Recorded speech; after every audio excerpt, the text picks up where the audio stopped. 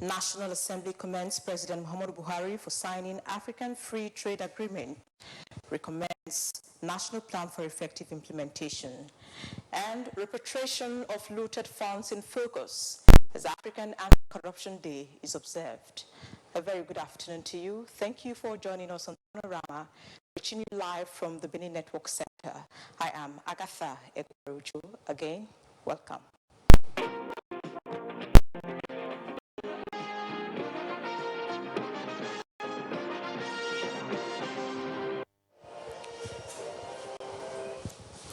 President Muhammadu Buhari says he is under tremendous pressure to constitute the new Executive Council of the Federation. Hosting the leadership of the National Assembly to a special dinner, the president, however, says that notwithstanding, he will not be rushed into appointing people that cannot deliver. State House correspondent Adam Musambo reports. Without doubt, one of the most talked about issues in Nigeria today is the reconstitution of the Federal Executive Council. Nigerians are indeed eager to know those to be appointed as ministers and how soon. This special dinner with presiding and principal officers of both chambers of the National Assembly provided the opportunity for President Muhammadu Buhari to put the record straight. I'm very much aware about it. I'm under tremendous pressure on it. But the last cabinet, which I had, most of them, the majority of them, I didn't know that. I had to accept the names and recommendation from the party and the other individuals. Now this time around, I'm going to be quite mean. Mean in the sense that I will pick people I personally know. Please, Senate President, bear with me. I'm on my last lap. President Buhari described as pleasing the voting pattern of the National Assembly leadership, which he said not only showed maturity and patriotism, but also signaled to Nigerians that love for the nation supersedes party affiliations. And it makes a lot of sense to cultivate good neighborhood, whether on individual or national level. I assure you, if Nigeria hasn't cultivated its neighborhood, the damage by Boko Haram would have been much worse than it is. The president, who made a case for sustained collaboration and cooperation with the legislature for effective service delivery and good governance, however, urged the lawmakers to stop comparing Nigeria's democracy with that of the more developed countries in their debates, saying every country has its peculiarities and varied experiences. Senate President Ahmed Lawan and Speaker Femi Bajabiamila assured the president that they are set to work with him seamlessly towards addressing genuine public concerns and bequeathing worthy legacies for posterity. All that is before us will be Nigeria and Nigerians. Therefore, it's something that we are committed to. Mr. President has also assured us that he's ready to work with us, just like we are ready to work with him. So Nigerians should expect a relationship that will be cordial, a relationship that will be productive, a relationship that will provide opportunities for Nigerians to actualize their dreams. Some of the lawmakers at the event described the engagement with the president as encouraging and reassuring. For this to happen, we assured him that we are going to work with him, we are going to take the interests of this country far and above any other interest we have.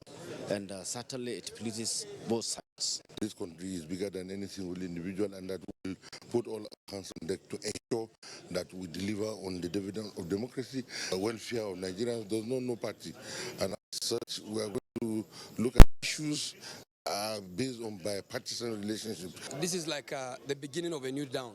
And I think we are taking away, if nothing, at least the commitment of Mr. President to work with the National Assembly as an institution to deliver onto the promises we made during our campaigns. We will always be with him.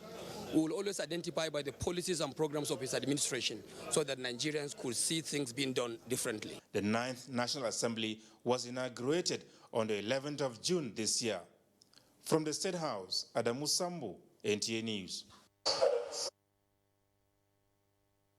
Meantime, President Muhammadu Buhari is urging the President-elect of the United Nations General Assembly, Professor Tijani Muhammad Bande, to justify the confidence reposed in him by Nigerians and the global global community. This was while receiving the diplomat who is also Nigeria's permanent representative to the United Nations. Again, State House correspondent Adamu Sambo reports. Visiting home for the first time since his election as the 74th President of the United Nations General Assembly, Ambassador Muhammad Bande was in the State House to say thank you to President Muhammadu Buhari for his unflinching support, desired leadership, and enormous goodwill which he leveraged to victory. President Buhari congratulated Professor Bande on his election, urged him to remain a shining example in the diplomatic cycle by discharging his responsibilities conscientiously to the best of his ability and with high sense of responsibility. You have intellectually prepared yourself and you are lucky to have the experience. I'm pleased your support has been unanimous. Certainly expect that you will work well there and to earn the respect of your colleagues and the support of the world body. Ambassador Muhammad Bande assured the president that on assumption of duty, he will give a good account of Nigeria, saying that issues of great importance to the country, including peace and security, poverty eradication, education, and climate action, especially on the Lake Chad region, would be on the front burner of his presidency. Climate is connected to problems of low production, problems of movement, people migration, you have seen, but also it has generated conflict. Largely, the problem in the Lake Chad region has been fueled over the long period of time by climate change. This is not a Nigerian problem, it's a global problem. The permanent representative who outlined his vision statement for the United Nations General Assembly presidency stressed that the fight against corruption and the return of stolen assets to the countries of origin will be prioritized. The fight against corruption has really taken traction under the leadership of Nigeria at the United Nations. The discussions concerning combating illicit financial flow and the fight to return assets to countries of origin has been led effectively by Nigeria with the support of many countries, especially Norway. Because at home we are making improvements, we shall also show that we can also give leadership to the global community on matters that we have committed to doing. We'll do them to the best of ability. We'll stick with what is right. Elected President of the 74th United Nations General Assembly on the 4th of June this year, Professor Tijani Muhammad Bande is to assume office in September. From the State House, Adamu Sambo, NTA News.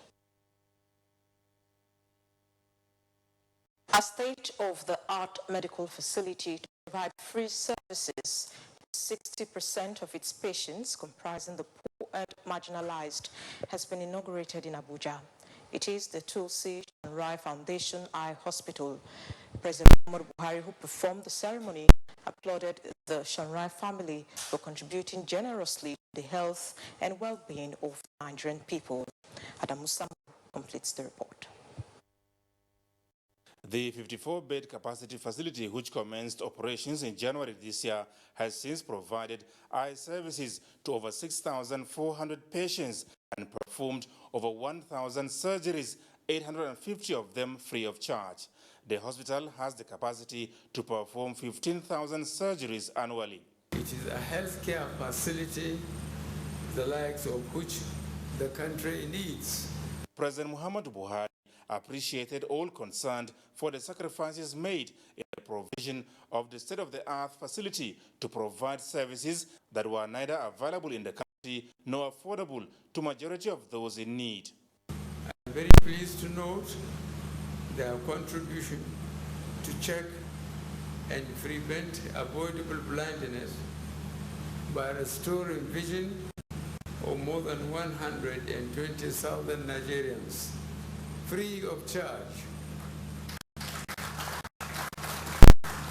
These services will now be enhanced with this state-of-the-art hospital in the heart of Nigeria. Let me say again that I am very pleased to recognize the tremendous efforts and sacrifice of all concerned in the provision of such quality primary health care available, accessible, and affordable to more than 3 million citizens. The long-term investments and humanitarian services by the Chanrai family in the country since independence, President Buhari said, clearly demonstrates a commitment to the socio-economic development of Nigeria and better life for the less privileged. Today, other than trading, this group is also engaged in industrial manufacturing with plants in various parts of the country, engaging in processing, adding value, and contributing to Nigerian industrial development. In addition, I am informed that the foundation is engaged in rehabilitation of boreholes program across Nigeria, covering 32 states. So far, they have rehabilitated more than 7,000 boreholes, providing safe drinking water to more than 3 million Nigerians. Both the chairman, Tulsi Chanrai Foundation, Mr. Jagdish Chanrai, and chairman of the board, Ahmed Joda, said the eye hospital is just the beginning of what they intend to do to give back to the Nigerian society for the hospitality enjoyed by the Chanrai family over the decades. All our work is rooted in caring capitalism. I am honored to dedicate the TCF Eye Hospital to the people of Nigeria and pledge to do my best to further healthcare for this great nation. The hospital, being managed by Aravind Eye Care System of India, will be largely operated by a Nigerian team of nearly 40 eye specialists trained in the Asian country. In Abuja, Adam Sambo, NT News. And the president has directed that the production and personalization of all Nigerian passports and related documentation shall be the sole responsibility of the Nigerian Security Printing and Minting Company. A statement from the presidency says, with the new directive, all existing memorandum of understanding and contracts on printing by other institutions, companies, will not be renewed. The Mint, as the Nigerian Security Printing and Minting is popularly called, is the largest banknote and security document specialist printing company in West Africa. However, its performance has been rapidly dwindling in terms of both currency production and security document. Now, the Senate has received executive communication from President Muhammadu Buhari requesting the confirmation of Justice Ibrahim Tanku as Chief Justice of Nigeria and 15 special advisors to the President. The legislators at Thursday's plenary also commended President Buhari for signing the African Continental Free Trade Area Agreement and recommended a national plan for its effective implementation. National Assembly correspondent Ignatius Nkwo reports. Performance of his functions. Plenary commenced with President of the Senate, Ahmed Lawan, reading the letter of the President requesting confirmation of nominees. Senator Jibrin Barau drew the attention of the Senate to the agreement recently signed by the President, which makes Nigeria a member of the African Continental Free Trade Union. It described the agreement as a welcome development and advised the federal government to create more economic zones and sensitize the business community in Nigeria of the benefits of the policy. Commend President Muhammad Buhari for his strong political and economic will in accepting to sign the agreement. So when we come together as Africa, trading with one another, Nigeria definitely will emerge as the economic leader. We are the only African country that if we get our act together, the signing of this agreement will be one of the best benefits that we can have. The issue of inefficient service by telecommunication companies, especially drop calls, resonated on the floor as the Senate resolved to summon the management of Nigerian Communications Commission. and to carry out an investigative public hearing on the matter.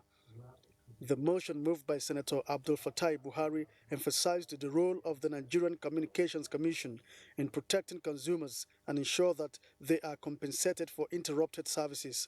That operators also have an unfair advantage with drop costs.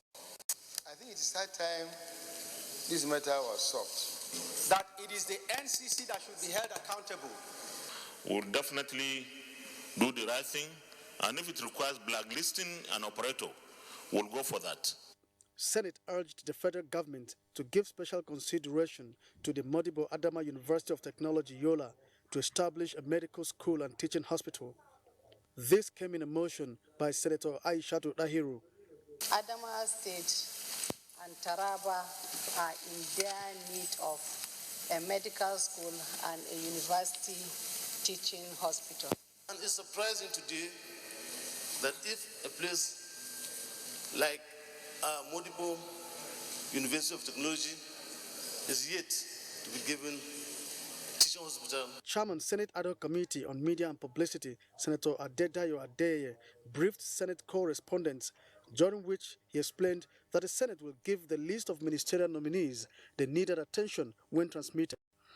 We are too eager, like I told you, to consider the ministerial list of the president. We want to hit the ground running, and we have started. President of the Senate, Ahmed Lawan, granted audience to Women Parliamentarian Forum, which demanded special consideration for women in the composition of committees. Senator Lawan assured them of a gender-sensitive Senate from the National Assembly, Ignatius Nkwo, TNews. School land encroached on by individuals will be reclaimed, while property erected in such land will be taken over by the government in line with the Safe School program of the President Buhari's administration. Governor Gordon Obaseki made the vow at a town hall meeting with parents and community members on the impact of the Edo Best initiative. Goodluck Inaini reports. Edo Education converged to examine the gains of the Edo Basic Education Sector Transformation Program, which was introduced in April 2018.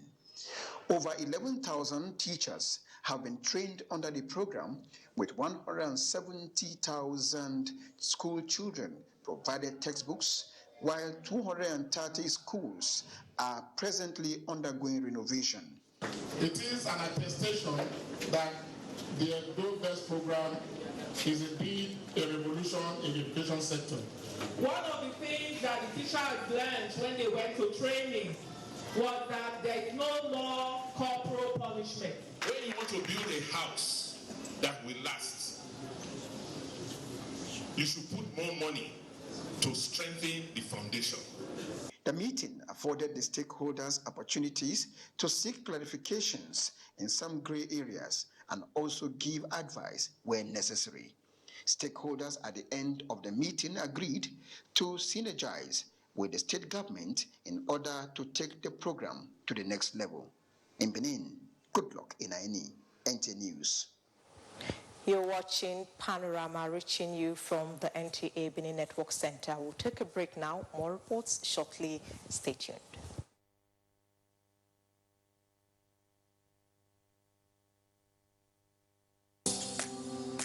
Can I see your particulars, sir? Officer, my particulars no dey here. In that case, you'll have to come with me to the police station. Officer, which levels?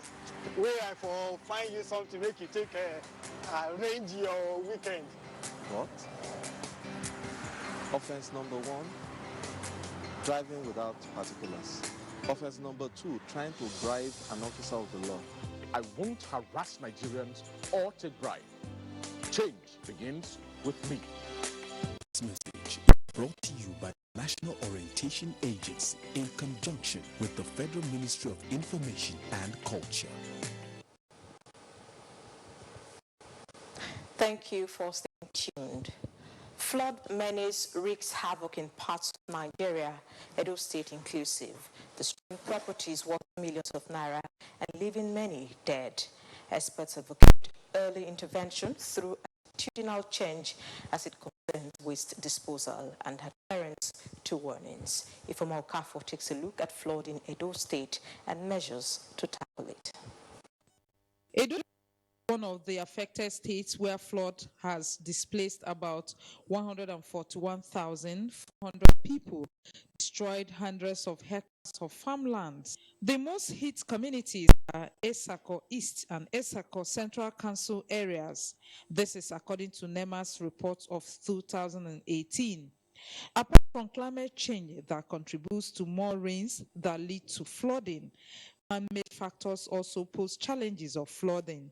For example, indiscriminate disposal of refuse in drainage systems, building on waterways and moats also contribute to flooding in the state. Uncertainty sets in whenever it rains. First is that there should be a study of the water movement.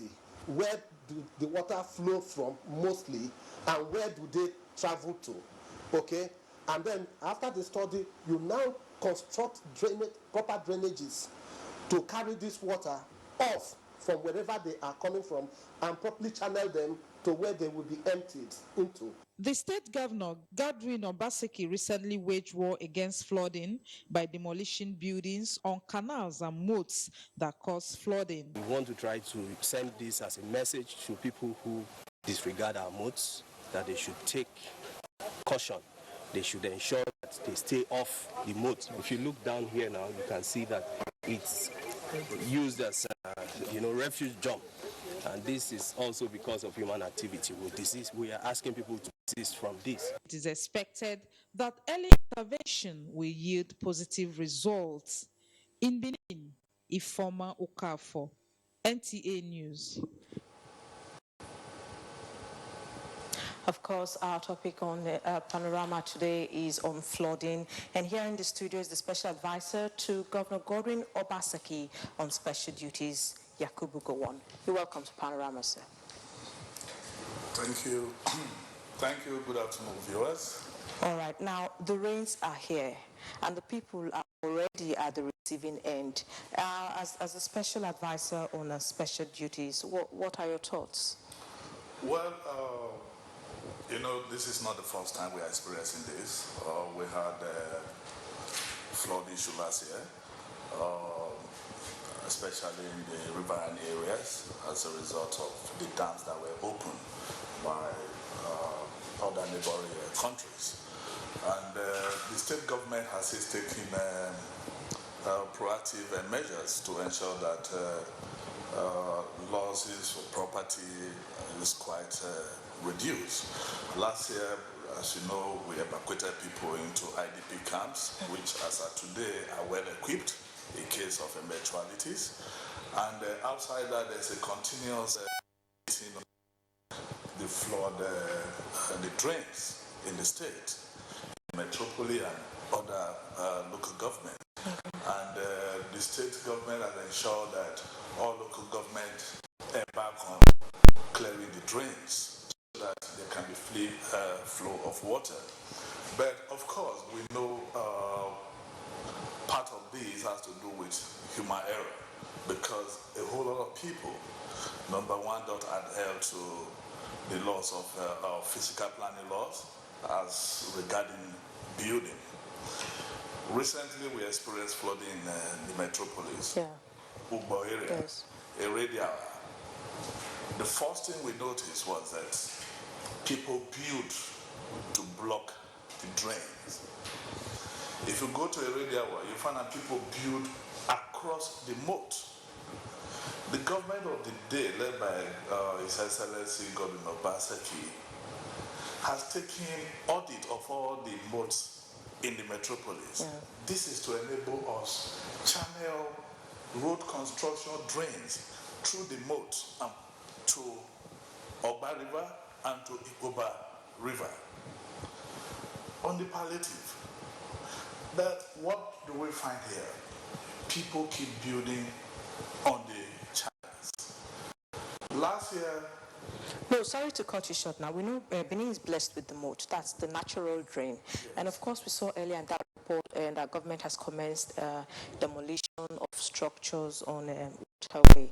Now, what impact has it had? Well, we are not back on that. You know, the government just started that because we have to do enforcement. This we have taken audit. The state government and GIS is working together because they have the mapping of Edo State, the metropolitan area, to see which are the old channels in the metropolitan area that can take water out of the city into the rivers. This has been done, and by next week, we're going to have a town hall meeting starting from Edo South here. We are inviting all stakeholders, landlords associations, traditional class, civil society, the media, to sensitize the people because the demolition is going to continue.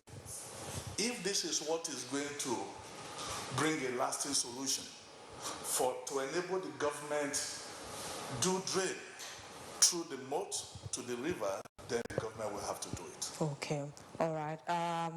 Just lastly, can you tell us precisely what's happening in Edo North? What used to be worse in that area? Yes, Edo North, we are not experiencing much of that right now because the river Niger has no overflow its banks, and we are working with NISA, who are in charge of monitoring the level of water to ensure that if there's going to be eventualities, we should know and immediately work on evacuating our people to the IDP camps. All right, Mr. Yakubu Gowon, thank you for coming on Panorama. Thank you. Moving on to sports now, expansion of the cricket pitch from 43 to 65 meters, provision of security services, and inauguration of the local organizing committee for the 20th National Sports Festival are some of the issues the joint technical committee members of the festival want Edo State government to put in place before its next meeting. Elizabeth Omboko reports.